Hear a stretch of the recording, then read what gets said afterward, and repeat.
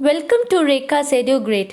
In this section, I am going to discuss about leverages, which comes under Unit 3 of Financial Management.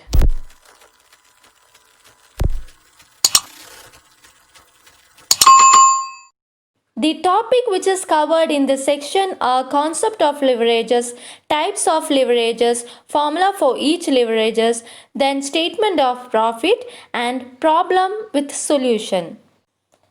So let's start with the concept of leverage. We are familiar with the word leverage, isn't it? We have already studied this topic in physics. So the word leverage, it is borrowed from physics. We know that lever is a simple machine with a beam and fulcrum. The effort, that is the input force, and the load, that is the output force, are applied to either end of the beam. So lever, it enables the people to do work using less force. So a lever used to move or lift the objects, isn't it? So here gaining larger benefit by using lesser amount of force. This we have studied in physics. So the same concept is used in financial management. The objective of application of which is made to gain high financial benefit compared to the fixed charges payable. Thus, the term leverages is used to describe the ability of a firm to use fixed cost assets or funds to increase the return to its equity shareholders. So, leverages, it is the use of debt, that is the borrowed fund, to amplify the return from an investment or projects. So, concept of leverage is used by both the investor and the company. Investor use leverages to multiply the buying power in the market. That is, they use the leverages to increase the return that can be provided on investment. And the company, they also use leverages to finance their assets instead of issuing stock to raise the capital. Company can use debt to invest in business operations in an attempt to increase the shareholders' value. Thus, the leverage analysis, it is used by the business firm to quantify the risk-return relationship of different alternative capital structures. Next one is types of leverages. There are three types: operating leverage, financial leverage, combined leverage.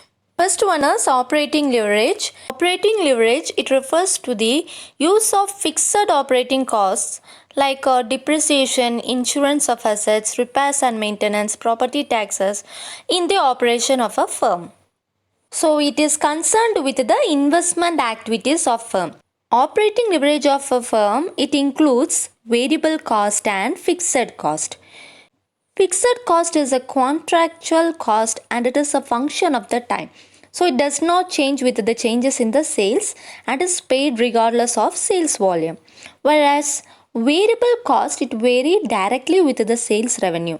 If no sales are made, then variable cost will be nil.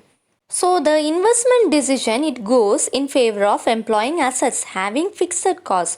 With the use of fixed costs, the firm can magnify effect of changes in sales on changes in earnings before interest and tax.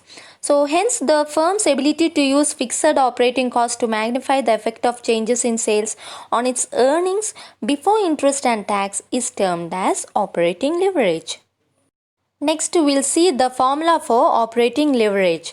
Operating leverage, it is measured by computing degree of operating leverage. So the formula for operating leverage is percentage change in earnings before interest and tax divided by percentage change in sales. It can be also calculated with another formula, that is contribution divided by earnings before interest and tax. After computing the degree of operating leverage, it shows the responsiveness of earnings before interest and tax to changes in sales. The value of degree of leverage, it should be greater than 1. If it is equal to 1, it can be said that operating leverage, it does not exist. Next type of leverage is financial.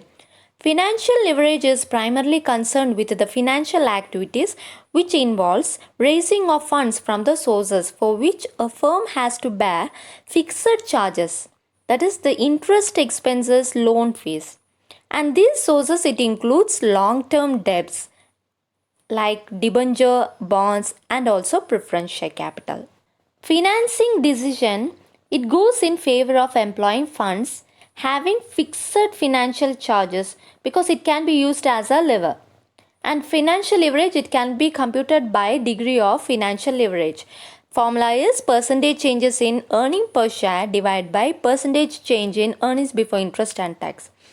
Another formula, it can be calculated as EBIT divided by EBT. So the financial leverage, it is the ability of firm to use fixed financial charges to magnify the effect of changes in earnings before interest and tax on earnings per share. Next one is combined leverage. It can also be called as a composite leverage. So it's a combination of operating leverage and financial leverage. Both operating and financial leverage are closely concerned with ascertaining the firm's ability to cover fixed costs or fixed rate of interest obligations. If we combine them, the result is total leverage, and the risk associated with the combined leverage is known as total risk. Operating leverage, it is concerned with the operating risk, and financial leverage is concerned with the financial risk. So both leverage concerned with the fixed charges. If we combine these two, we'll get the total risk of a firm that is associated with the total leverage or combined leverage of firm. The combined leverage, it measures the combined effect of operating leverage and financial leverage. So it shows the effect of changes in sales on earning per share. So we can see how it is calculated. The formula is operating leverage multiply financial leverage. That is DCL equal to, DCL means degree of combined leverage. It is equal to degree of operating leverage multiply degree of financial leverage. It can be also calculated with contribution divided by earnings before interest and tax. So degree of combined leverage, it shows the responsiveness of earning per share to the changes in sales. So in order to calculate leverages, we have to know the statement of profit. This is the format to find the statement of profit. That is, sales less variable cost will get contribution, and contribution less fixed cost is earnings before interest and tax. That is operating profit. Interest is deducted, we'll get profit before tax. Then when we deduct the tax from the profit before tax, we'll get profit after tax. See, this area we call it as operating leverage. See, variable cost and fixed cost. This area where the interest and tax comes, we call it as financial leverage. And the combination of both this, we call it as combined leverage. This we have to calculate operating leverage, financial leverage, and combined leverage. And after calculating this leverages, we have to check whether it is favorable or unfavorable. Suppose operating leverage, it can be favorable or unfavorable.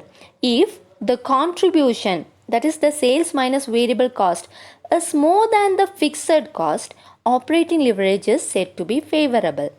While if the contribution is less than the fixed cost, operating leverage is said to be unfavorable. In case of financial leverage, if the company is able to generate a return which is higher than the cost of borrowing, the leverage is said to be favorable financial leverage. And if the company earns a return which is less than the cost of borrowing, the leverage is said to be unfavorable. Well, in case of combined leverage, it will be favorable if sales increase and unfavorable when the sales decreases. This is because changes in the sales will result in more than the proportional return in the form of earnings per share. So in order to understand this topic well, I have given a problem and also the solution for that problem. First, we will have to read the question. Income statement of AB Limited is given below. Sales 10,50,000, variable cost 7,67,000, fixed cost 75,000, EBIT 2,08,000, interest 1,10,000, tax 29,400, net income 68,600. Calculate operating leverage, financial leverage, and combined leverage. So first we have to do the statement of profit, isn't it? See, all the details which is given in the question I have brought into the statement of the profit. Sales 10,50,000 less variable cost 7,67,000 will get contribution 2,83,000. Then we have to deduct the fixed cost from this and we'll get the operating profit 2,08,000. And from this we have to deduct the interest 1,10,000. We'll get profit before tax, that is 98,000. Then again, if suppose the tax is given, we have to deduct it from this and we'll get 68,600 as a profit after tax. So the main thing which is needed to calculate the leverages is contribution, EBIT and EBT. So we have found out the answer for this, and next after this we have to start applying this into the formula. First we'll calculate operating leverage. Formula is contribution divided by EBIT. So we have already calculated contribution is 2,83,000 and EBIT is 2,08,000, isn't it? So we'll apply this into the formula and we'll get the answer as 1.36. Then this next one is financial leverages. Formula is EBIT divided by EBT. The amount which we have calculated is 2,08,000 for EBIT and EBT is 98,000 and we'll get 2.12. Then after finding this operating and financial leverage, it is very easy to find the combined leverage. Just multiply the operating and financial leverages. 1.36 into 2.12 will get 2.28 as combined leverage. So it is very easy to calculate these leverages. The only thing we have to know the statement of profit. If any more doubts, you can give it in the comment box section. If you are new to my channel, please subscribe. Thanks for watching.